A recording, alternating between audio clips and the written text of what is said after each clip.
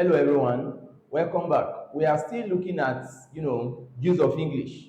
And this time we are looking at comprehension. To comprehend means to understand.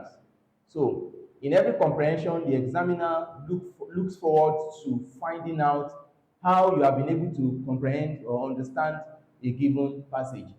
Now, in JAMB, for example, advanced comprehension, there are some things that you need to know, okay? Because sometimes the answers are not direct in advanced comprehension.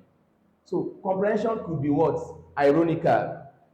Or the answers presented could be ironical. For example, when they ask you that, or when there is a comprehension that reads this way, that he was a very rich man. He had virtually everything that any man needs on earth to survive. All right? He was a cheerful giver, especially with issues not connected with money. They now ask, from the above comprehension or excerpts, the person discussed is actually A, generous, B, stingy. The answer to that question is stingy. Why? Because it's ironical. How can you be generous, especially with issues not connected with money? That means you are not generous. That means you are stingy. But anybody who doesn't know that will go ahead to choose the fact that the person is generous because they mentioned generosity in the word, in the comprehension. So there are some comprehension passages that are ironical. When you say irony, it means stating the opposite. All right, you said he has everything that any man needs on earth. He's very wealthy, and he is a cheerful giver, and he's very generous. Everybody knows him. He gives a lot, especially with issues not connected with money. That means he does not give. That means the person is what? A very stingy person. So the answer presented to you now is ironical. So you should know that there are some answers that are ironical. You choose this. Okay? Yeah. So stinginess is the answer. Tune. When you say tune, what does it mean? Tune simply refers to the attitude of the writer towards the subject matter. All right? Then tune can be what? Satirical. It can be didactic. It can be historic. It can be sarcastic. When the tune is satirical, the writer hopes to correct societal ills. All right?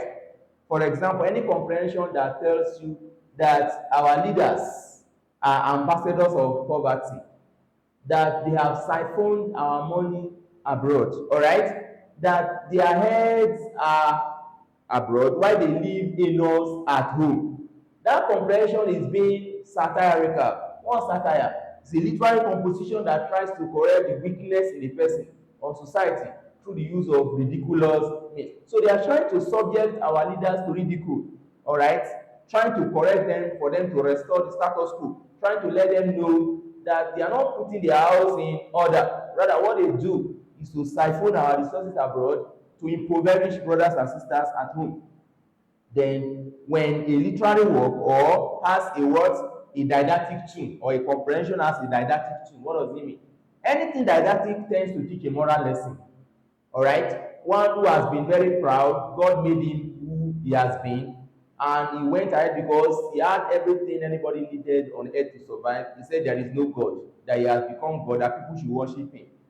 One day, he eventually went to the river to have his delights. When he was done, an angel of God came, took his clothes, everything that belonged to him, and then the angel of God took his exact face and went to the city where he has been king. And there people recognized that stranger as the king because he took the exact face. This guy came out in the world, out of the river, and then he was frustrated, no clothes, nothing. His horse has been taken away. All right? Anywhere he goes to for help, people see him as a madman. All right? Until he now says, God, yesterday I was king. Today you have made me a nobody. That statement alone has actually made God to know that, okay, this guy has humbled himself before me. Let me restore his lost glory. Okay? So with that alone, in his life or throughout his lifetime, anybody that reads that passage will learn from what has actually happened to that proud king. Okay? And the person will learn to humble himself.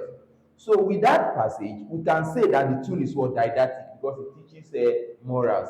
Then we talk about historic. If a particular passage talks about how Nigeria gained our independence, or how a particular war happened in the past, it is historic. Then if it is sarcastic, it is full of insults. All right. When a particular passage has a lot of insults therein, the tune is said to be sarcastic.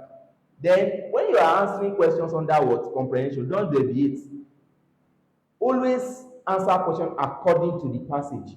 For example, a particular passage reads that Arsenal is the best football club, but to you, you belong to Barcelona, and you want to argue with the examiner there that how can Arsenal be the best club? They ask you according to the passage, the best football club is, because the writer chooses Arsenal, you disagree with the examiner, you are choosing Barcelona, you will fail it. All right, so you don't deviate, you don't argue with your examiner. It says accord. That's why every question carries according to, not according to you, but according to the passage. All right, even if Arsenal is the worst football club, provided the examiner says according to the passage, all right, the best, you must follow the examiner. Then a question can come in an implicit manner, in an implied manner. They may have to describe two people going together wearing the same attire, all right, with a very beautiful child, all right, and they ask you, according to the passage, the people going together are option A, friends, B, couple. With the way they are described, wearing the same attire, then with a beautiful child, then of course you know that they are couple. So answers can be what? Implied. They will not state it categorically. But with the way they describe the passage, you will know that with the way they are, obviously they cannot be friends, but they are what? Couple. That's the meaning of implied answers. Not all answers are direct. Okay? Then what about replacement?